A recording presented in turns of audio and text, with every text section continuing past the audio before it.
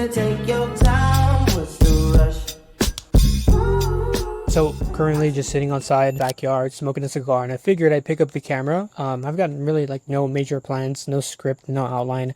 I just kind of want to raw dog this one because it's true. It's just a point that I kind of like caught myself falling under, the past few weeks. And honestly, it happens at every single stage. I think it's important that, number one, I make this video for the sake of reminding myself on like how to stay focused, how to make sure we kind of like relock back in.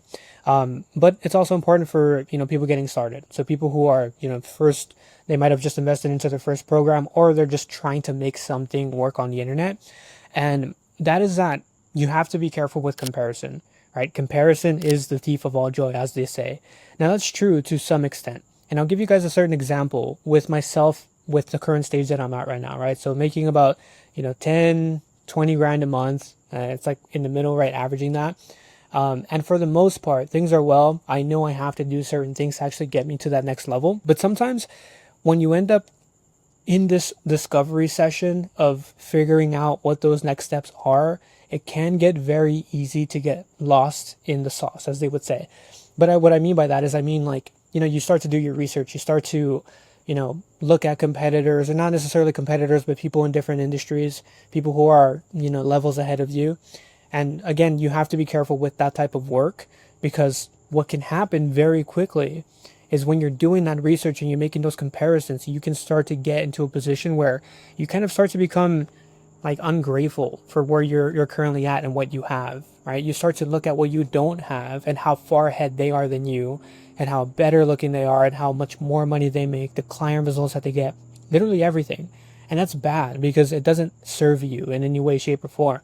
It does serve you to look at what they've built and basically reverse engineer the process on how to get where they're currently at. But I say that because this happens at every single stage, guys. It happened when I first started in the online business space, when I wanted to become an online coach, for example. The very first time, this was one of the bigger investments that I made into a program that was designed to show me how to do that. And I had no skills. Again, I tell this story all the time, but I basically just made a ton of investments into programs, education, mentorships that were supposed to help me. And I just was too naive to realize, like, hey, maybe stack some skills first, right? Maybe actually become valuable to the marketplace. Nonetheless, what I started to see, for example, in that program, I joined that program, tons of people getting plenty of results, people making 10, 20, 30, 50 grand a month. And I asked myself, like, okay, what's wrong with me, right? Like, I've done the inputs and I still find myself comparing myself to these individuals and asking myself, like, why can't I do this?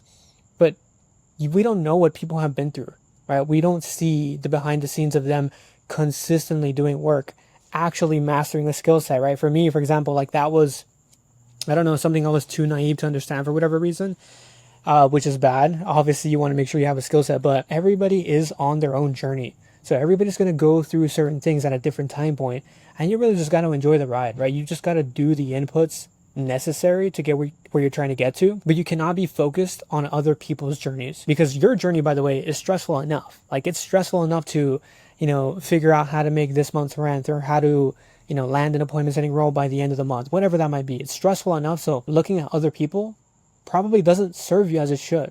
And I say this again, because like, I know when I get to 50 grand a month, or I get to, I don't know, 45 grand a month, whatever that might be, like close to there, I know I'm going to move that comparison over to people that are doing 100 grand a month, 200 grand a month. And then I'm going to ask myself, like, well, like, why am I not good enough? Except at that point, I'm not going to let that thought simmer. I'm going to actually catch it. I'm going to be aware, and I'm going to reframe it and say, what do I have to do? And what actions do I have to take that these guys are most likely doing behind the scenes? Chances are it's probably spending more money on ads, hiring better team members, etc., right? The list goes on. But then I no longer come from a point of being angry that I'm not where they're at, right? I no longer feel jealous. There's no envious part of me coming out. Instead, it's a part of being inspired, right? It's a version of me that is looking at what's possible, right? And kind of just reframing things that way. So again, just wanted to pick up the camera. I think this is super important, especially like if you're a beginner. It's huge. It's huge to make sure, like, yeah, you're surrounded by winners and killers, but it could also be your downfall, and I do not want that to happen for you. Hope you guys enjoyed, and yeah, I'm going to continue finishing the cigar, and yeah, see you guys in the next one.